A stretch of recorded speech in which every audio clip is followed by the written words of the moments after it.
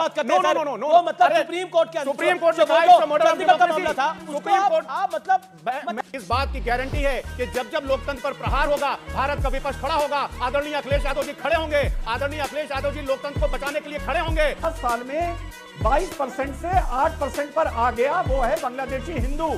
किदवाई साहब, इस स्थिति में क्या हिंदू शरणार्थियों को भारत को जगह देनी चाहिए या नहीं देनी चाहिए? सामाजिक चेतना की लड़ाई को लड़ते हुआ है। हमने हमेशा दबे कुचलों की बात की है, तो हम तो दबे कुचलों की बात कर रहे हैं जो परेशान है। हर बार डिबेट में आके ये बोल रहे हैं कि हिंदुस्तान में मुसलमान असुरक्षित है। आप मुसलमान को यहाँ क्यों लाके मरवाना चाहते हैं? जय हिंद दोस्तों, स्वागत है आप सभी का आपके अपने YouTube चैनल इंडिया नया भारत की एक और नई वीडियो में। और दोस्तों, बांग्लादेश के हालात आप सभी को पता है, लेकिन फिर भी भारत के वामपंथी और लिबरानो गैंग के लोग इस हालात को भारत के ऊपर थोपना चाहते हैं। वो चाहते हैं कि भारत मुस्लिम शरणार्थियों को भारत में जगह दे दे। इसी बात को लेकर रिजवान अहमद ने उन सब की क्लास लगा दी और मुद्दा उठाया कि भारत में बांग्लादेश के हिंदू शरणार्थियों को जगह क्यों नहीं दी जा रही है। इसके बाद रिजवान अहमद ने वामपंथी विवेक श्रीवास्तव की अच्छे तरीके से क्लास लगा दी।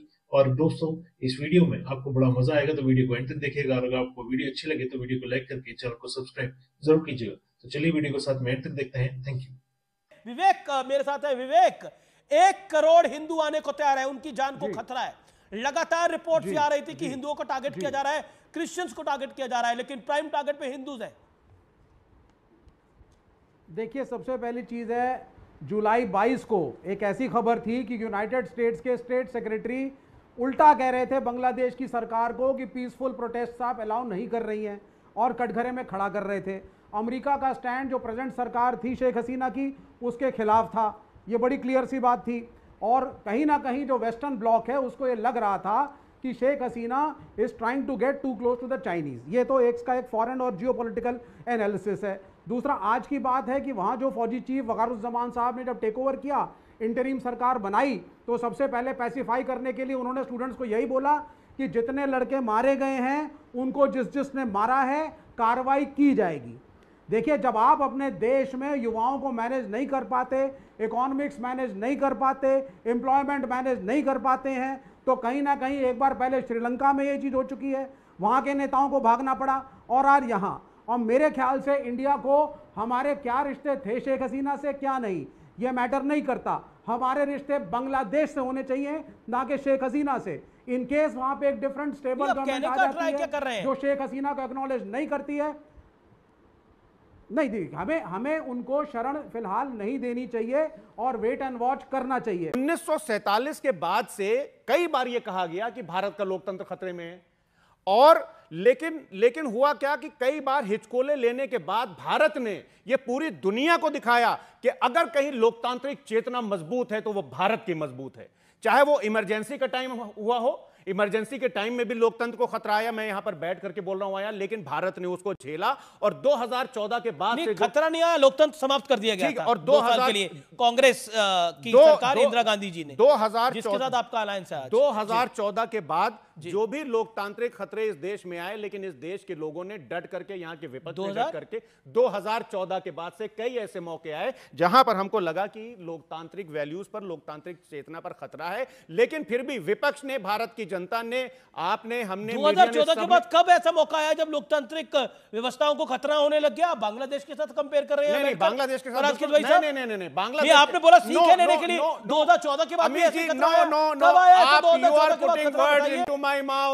आपने खुद ही बोला। बांग्लादेश से कंपेयर नहीं कर रहा हूं। खतरा तब आया जब सुप्रीम कोर्ट ने, चंडीगढ़ में इलेक्शंस हो रहे थे तो सुप्रीम कोर्ट ने क्या बोला, बात करते हैं सर? वो मतलब सुप्रीम कोर्ट के सुप्रीम कोर्ट ने कहा चंडीगढ़ का मामला था, सुप्रीम कोर्ट आप मतलब पेटी पॉलिटिक्स के लिए चंडीगढ़ के अंदर एक आदमी अगर गलत कर रहा था जिस पे कार्रवाई हो गई, उसको आप कंपेयर कर रहे हैं पूरी घटना के साथ? मैं कंपेयर नहीं कर रहा हूं, मैं ये बोल रहा हूं कि हमको जो है हर चीज में छोटा या बड़ा लेसन मिलता है। सुप्रीम कोर्ट ने कहा था it's a murder of democracy and it's a mockery of democracy. इस बात की गारंटी है कि जब जब लोकतंत्र पर प्रहार होगा, भारत का विपक्ष खड़ा होगा, आदरणीय अखिलेश यादव जी खड़े होंगे, आदरणीय अखिलेश यादव जी लोकतंत्र को बचाने के लिए खड़े होंगे और लोकतंत्र को बचाएंगे, इसकी मैं गारंटी लेता हूं आपके चैनल पर।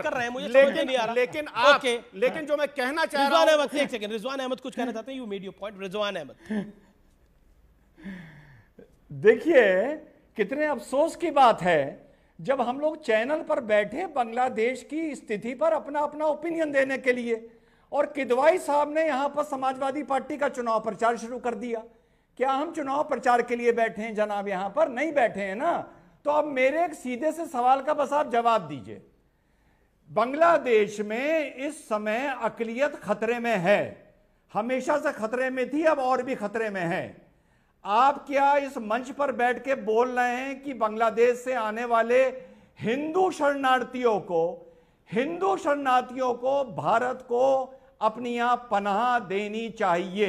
हिंदू शरणार्थियों को क्या आप सरकार के साथ हैं या सरकार के खिलाफ हैं?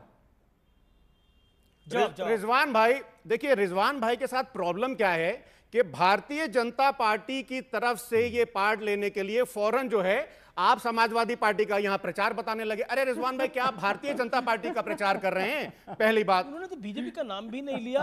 मतलब अगर नाम लिया हो तो आप कोट करिए प्लीज। नहीं, मैंने तो सीधे किसी का सीधे वो नाम भी कह रहे नहीं हैं लिया। कि समाजवादी पार्टी का हम प्रचार कर रहे हैं। अरे भाई, हम समाजवादी पार्टी के प्रवक्ता हैं। तो समाजवादी कर रहे हैं। पार्टी जो है वो एक लोकतांत्रिक पार्टी, आदरणीय अखिलेश यादव जी लोकतंत्र को बचाने की पीडीए की लड़ाई लड़ रहे हैं, तो जाहिर सी बात है समाजवादी पार्टी का मैं पक्ष रखूंगा। लेकिन रिजवान भाई, मैं फिर से बोल रहा हूं, किदवाई साहब, आप पूरा कंप्लीट नहीं करने दे रहे। आप बड़े इंटेलिजेंट आदमी है। एक मिनट, ये बताइए, अमित ये जी, 30 बांग्लादेश सेकंड। के अंदर अखिलेश यादव और समाजवादी पार्टी की एंट्री कैसे हो गई? ये नहीं, मुझे समझाइए। अखिलेश यादव जी और समाजवादी पार्टी की एंट्री तो रिजवान भाई ने करा दी।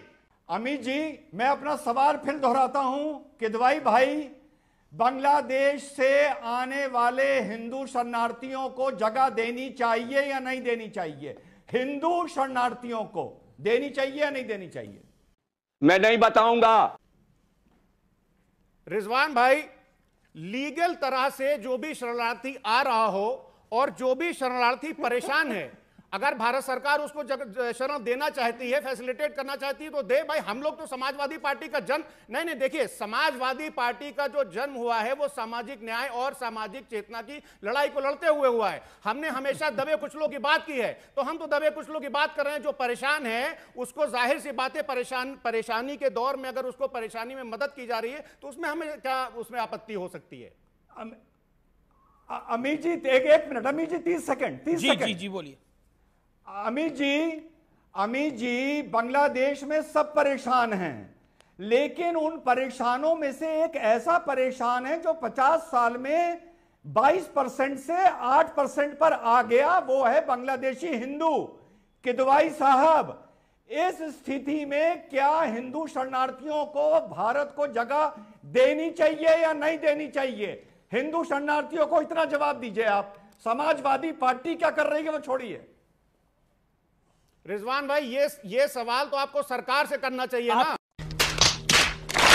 हमारे यहाँ पे हिंदू मुसलमान में डिफरेंशिएशन नहीं करना चाहिए। यही founding father of the country ने बताया, यही आइडिया ऑफ इंडिया है। ये कहना कि हम एक समुदाय को अलाउ करेंगे, दूसरे को नहीं करेंगे, ये बेसिक आइडिया ऑफ इंडिया यही है। हम एक सेकुलर देश है, अगर हम हिंदुओं को अलाउ करेंगे तो मुस्लिम्स को भी हमें अलाउ करना पड़ेगा। रिजवान अहमद, विवेक का ये थॉट है, लेफ्ट लीडर जी। बांग्लादेश में पिछले 50 साल में हिंदू 24% से 8% रह गया, मुसलमान तो 24 से 8% नहीं रह गया ना, या 80% से 40% नहीं रह गया। मुसलमान का परसेंटेज तो बढ़ा ना। तो अब आप ये बताइए, क्या बांग्लादेश में हिंदुओं के साथ साथ मुसलमानों को भी खतरा है या नहीं है? जवाब है नहीं है। तो जैसे हमने शेख हसीना को आने दिया, वैसे हम हिंदुओं को आने देंगे। आप मुझसे ज्यादा बेहतर जानते हैं डॉक्टर रिजवान, आप मुझसे ज्यादा बेहतर जानते हैं कि मुसलमान एक मोनोलिथिक वर्ड नहीं है जी। उसमें भी फिरके हैं, उसमें भी शिया है, उसमें भी अहमदिया है, उसमें भी बहुत सी ऐसी माइनॉरिटीज हैं जो प्रताड़ित हैं। 5 साल से हम ये देख रहे हैं कि आप बार बार डिबेट्स में आके ये बोल रहे हैं कि हिंदुस्तान में मुसलमान असुरक्षित है। तो एक जगह जहां वो असुरक्षित है वहां से निकालकर दूसरी जगह क्यों लाना जहां पर वो पहले ही से असुरक्षित है, यानी भारत में असुरक्षित है? आप मुसलमान को यहां क्यों लाके मरवाना चाहते हैं? विवेक जी, नहीं, हम यहाँ, हाँ बिल्कुल सही बात आपने कही, मुसलमान असुरक्षित है ऐसा कहा गया, बहुत से ओपोजिशन लीडर्स ने कहा। जिस तरीके के बिल आ रहे हैं, वक्फ बोर्ड का बिल आने जा रहा है, सोशल मीडिया का बिल आने जा रहा है, तो फिर CANRC आप देख चुके हैं, बिल्कुल है। लेकिन हम अपने सुनिए ना सर, हम अपने कॉन्स्टिट्यूशन को तो बचाएंगे ना।